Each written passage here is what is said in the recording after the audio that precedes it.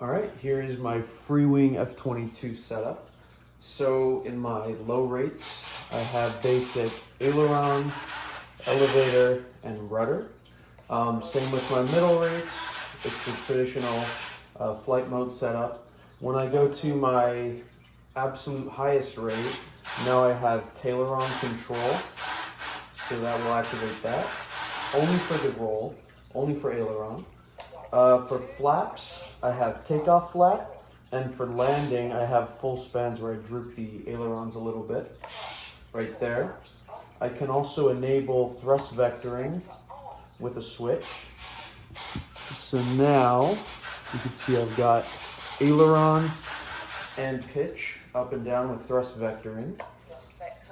I also have crow, so I can split the two on the wing right there to slow it down if I've got a little too much airspeed.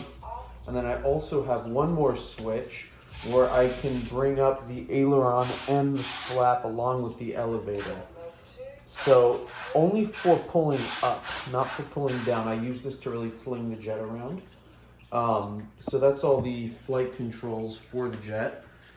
I also put in my own gear sequencer, so there's no delay. So when you drop the gear, there they are, right there.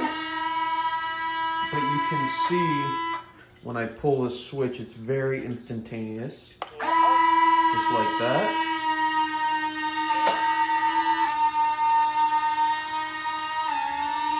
And so those front doors shut right away. I'll probably get around to adding the external gear doors. I also have the wingtip lights and the strobe going on for that, as well as a heads-up display light for the pilot. On the inside, right here, so there's my SR10 Pro. I have the gyro disabled. I just really don't need it. This plane doesn't really need it. And then there is the Asan, I believe, gear door sequencer. What I've also done is, if you'll look closely at my wing connectors, it's missing some of the wires. And what I've done is I've taken that specific signal wire and run that straight into my receiver. So the servo gets power through the blue box, but I can avoid mixing the ailerons, having it pre-mixed. So by using just the signal wire to the receiver, I can have individual control of the ailerons or the flaps or whatever I would like.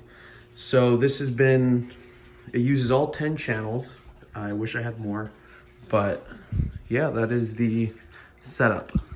And my battery is positioned a little farther back as well.